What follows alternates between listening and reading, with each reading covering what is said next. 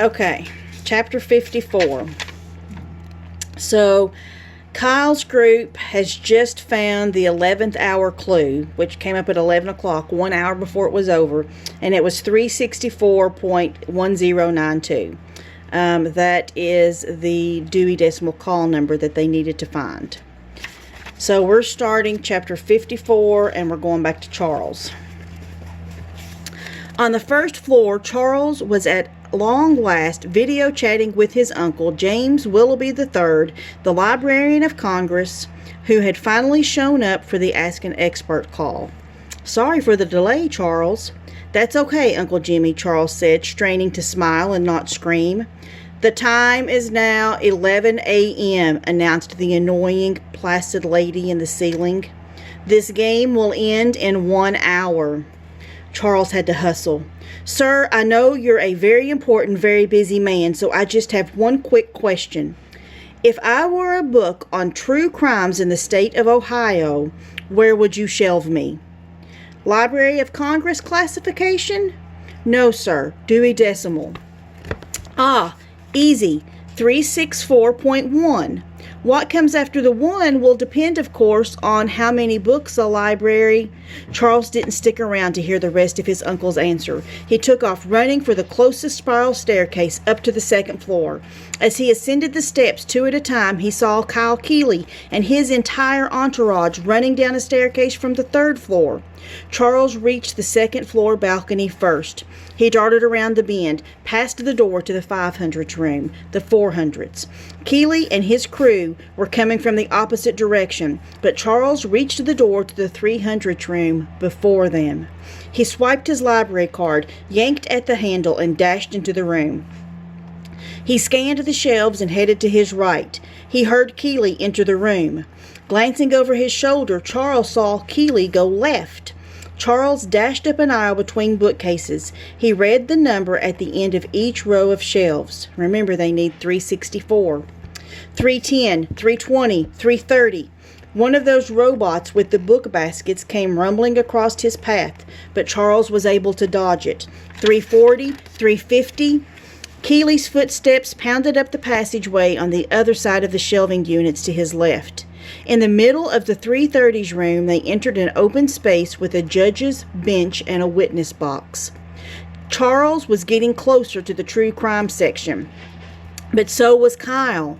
Charles saw Keeley read something off his palm. He had the whole call number. It was time to change tactics. Charles hung back and let Keeley take the lead. Kyle rushed toward a bookcase. Charles sprinted after him. "Got it!" Kyle shouted as he reached for a book on the shelf. But before he could completely pull it out, Charles grabbed hold of the book too. They both yanked it off the shelf. Kyle had the spine. Charles had hold of the top. They tugged it back and forth. While they wrestled with the book, Keeley's teammates caught up to them. "Careful, Kyle," cried Sierra Russell. "Don't hurt the book." Charles grinned. Keeley, the sentimental sap, was listening to the silly, bookish girl and easing up on his grip, giving Charles his chance. He body-checked Keeley, slammed into him with his shoulder, sent him flying, the book tumbling. Charles snatched it off the floor. He had the book. He quickly flipped through the table of contents, saw Chapter 11 about a robbery at the Gold Leaf Bank in Alexandriaville. He knew he'd won the game. Charles used his free hand to slap an L on his forehead.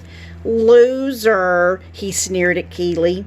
A tiger roared, a whistle blew, and Mr. Lemoncello entered the room, accompanied by Clarence, Clement, and what looked like a rare Bengal tiger. "Mr. Chiltington." Charles smiled. He knew Mr. Lemoncello was about to congratulate him for defying the odds and winning the game. He had single-handedly defeated Kyle Keeley's entire team. "Yes, sir, Mr. Lemoncello?" "Do you remember Dr. Zinchenko's #1 rule?" "You bet, sir. No food or drink except in the Book Nook Cafe." "No," said Mr. Lemoncello, touching the tip of his nose and making a buzzer noise. "Dr. Z, tell him what he should have said." Dr. Zinchenko's voice purred out of the ceiling speakers. "Be gentle. with each other, and most especially the library's books and exhibits. I know, said Charles. That's why I had to stop Kyle Keeley. He was ready to rip the cover off of this poor book. Heck, sir, everybody at school knows that Kyle Keeley is a maniac. He'll do anything to win a game. Mr. Lemoncello turned to Keeley. Is that true, Kyle? Would you actually destroy property if it stood between you and your prize? Well, sir... Remember at the beginning of the book, he destroyed his mom's flower bed, crawling in the window so that he could win the game against his brother. Keeley was stammering. The fool didn't know how to lie. Charles quickly opened the book to chapter 11 and slipped in his library card to bookmark the location. You should ask Keeley about the window he broke, sir. Mr. Lemoncello turned to face Charles again. The window? Yes, sir.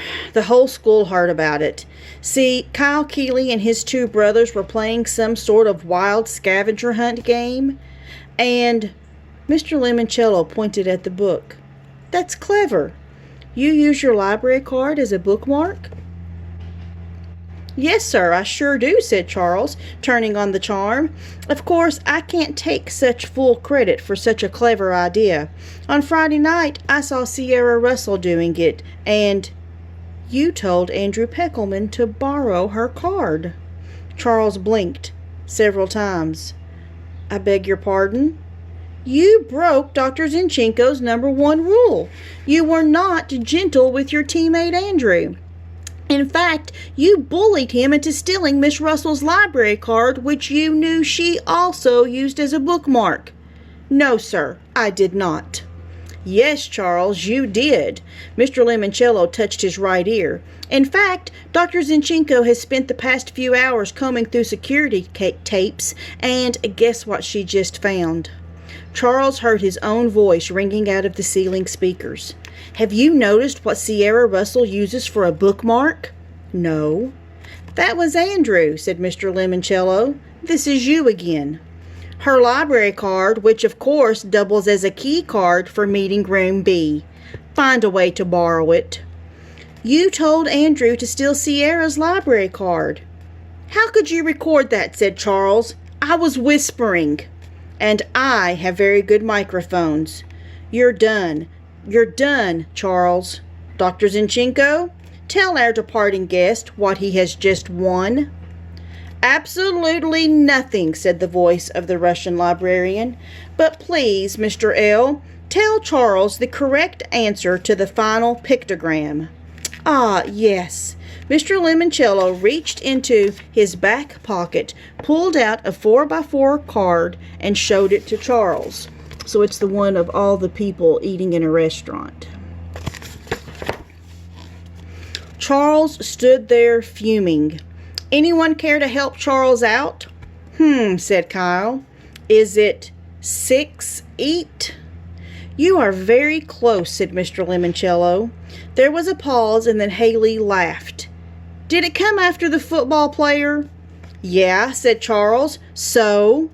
Andrew was right all along, said Haley. The football player clue wasn't past. It was 19. Mr. Lemoncello shifted into his game show voice. So, Haley Daly, would you care to solve the puzzle? Sure. You can walk out the way bandits crawled in 1968.